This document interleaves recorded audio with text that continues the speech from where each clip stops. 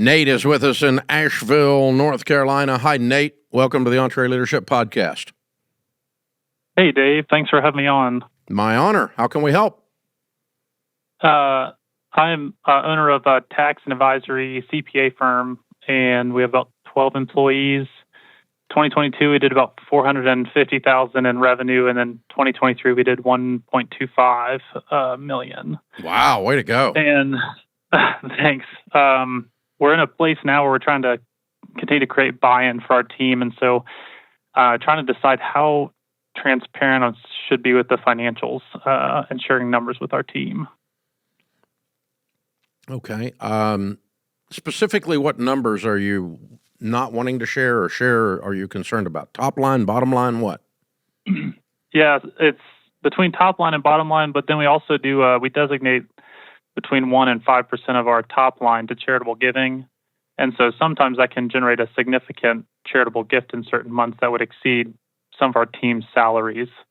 And so we're trying to figure out if that could cause conflict or issues. Them saying, what if I could get more?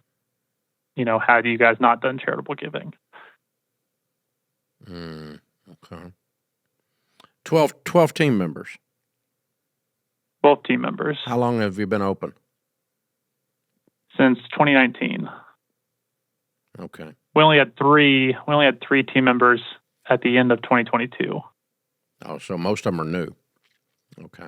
Most are new. All right. My personal evolution on that was that I discovered really early in my journey and took it too far that most people don't know the difference in gross and net. So if they hear you made $1.2 million, they think that's net. Right? Yep. And so for that reason, for a long time, I didn't tell anybody anything. It was all just private information. And because they thought, that was the thing.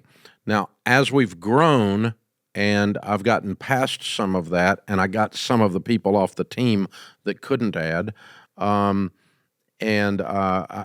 got finally many years ago, I guess it's probably been 15 or 20 years ago, I got comfortable sharing the top line. But by then the top line was substantial. I mean, we were over 50 million before I shared it. Okay. Mm-hmm. We do not share the bottom line today, except with our operating board and, key members of the finance and accounting team. It's not necessary because it's not relevant.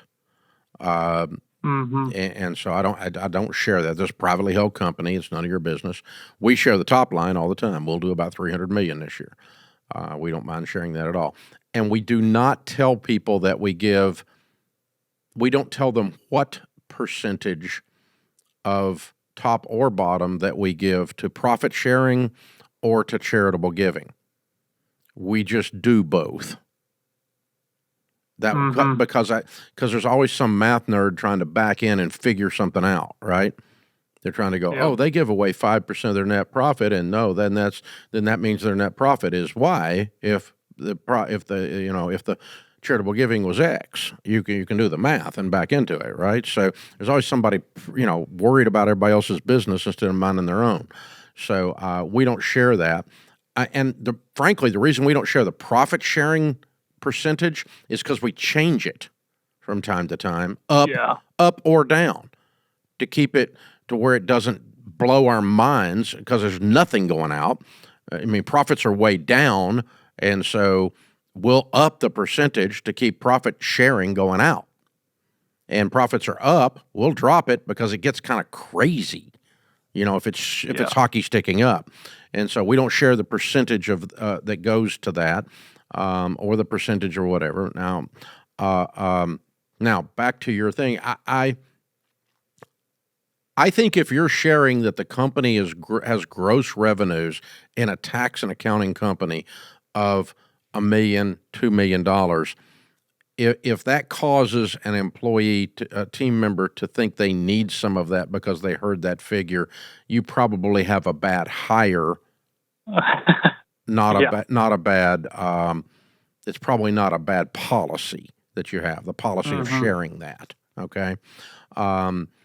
If you're charitable giving, truthfully, I mean, obviously you guys are very generous to the community with your charitable giving. That's a lot. I mean, you're dumping some serious money out there. And and since that is such a precious value to you and to the owners and the top leadership, if someone is not aligned with that and they think, well, you shouldn't have given that to the poor, you should have given it to me, or you shouldn't have given that to that orphanage or that Harvest Food Bank or whatever, right? You should have given me that. Mm-hmm. Again, I think that's a bad hire. Yeah.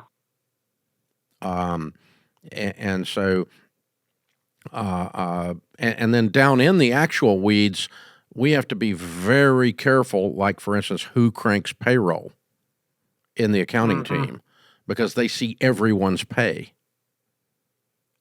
And our controller that has been with me for 20 plus years is a close family friend, is the one that pushes the button on the payroll. And she also keeps my personal checkbook, so she knows everything. But she's emotionally and spiritually mature enough to realize it's not hers. And all those numbers are just numbers. And if you're going to get all down in them and get all jealous and weird, you don't need to be the person pushing that button, right? Yeah. Is any of that helpful? It is. Yeah, I think we have a core value of generosity, and we've been doing the training from you guys on core values and mission and vision. We just finished in December, and that was one of them that came out.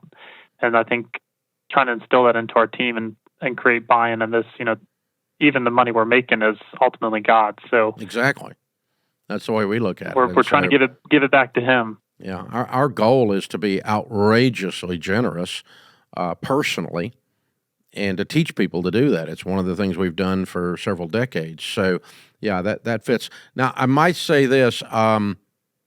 One of the things that has helped us with looking up and realizing we've got a hire that has one of these problems, which means we shouldn't have hired them, we'll introduce some of these core values in the interview process, not 6 months after they got hired.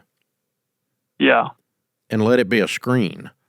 And so, and also, again, we have 14 of them. We cover all of them in detail in a 2-day onboarding process where we go over the core values in great detail. So again, then if it starts popping into their little brain that, oh, they gave away $50,000 to that food bank, gosh, I wish they'd have given that to me instead. Then they go, oh, wait a minute, they told me generosity is their thing. They didn't tell me making millionaires out of the team member is a thing. And so at least you gave them free warning. And then if you get into it, you go, look, we told you in the hire, we told you in the onboarding, we talk about it all the time. It is who we are. And if you don't like this level of generosity, if you think you should be taking it instead of us being generous, then you're not a we, because this is who we are. And then you start having an exit discussion. You may have to do that. And I have had to do that a couple times where people thought, they get confused as to their value. Yeah. It's like, no, I mean, when your mama was changing your diapers when I was starting this thing. So let's just keep this straight, okay, on whose values what, okay? So, you get into that stuff, right? And it's like, yeah. We love you and we appreciate your talent and we appreciate your hard work and we pay you for that. But that doesn't give you entitlement issues. So entitlement issues don't really fit in around here. Entitlement, we don't get much of it because it just doesn't fit. So I think that's what you're experiencing is maybe a little different hiring and onboarding process and would heavily communicate. And to make up for the fact that some of these folks were on board without that, I would just do like some staff meeting discussions and go, hey, one of our core values is this, and one of the downsides of us giving all that money away is it's normal human nature for you to look and go, gosh, I wish I could take that home, but you need to understand our core value is about generosity. It's not about you taking it home or me taking it home. Otherwise, we wouldn't have given it away. And so you just talk about it and kind of put it in their face, and they may exit when you do that. And good riddance. That's perfect, because what you're looking for at this Trailblazer stage is to get everybody on the same page with these. I mean, you're Pathfinder to Trailblazer is really where you are. Yep. To get everybody on the same page with these core values and get them aligned, and then we do that. We do that. And then you got a team that's all thrilled with the generosity because God owns the business and we're managing it for God. And some of the money that God gives us, we're gonna allocate to good news in the community. And that's a wonderful thing. And by the way, this stuff small business does without virtue signaling, where corporate America always all their giving is tied to virtue signaling in one way or another. They want people to know that how great they are. And you probably do it a little bit on the down low, which is okay. And I don't mind making a big deal about it as an example to say small business like yours and mine, we can be outrageously generous. It's very cool when we are. So, Nate, you're doing good stuff, man. I like your model. I like where you are. Congratulations on getting her done out there, man. Way to go.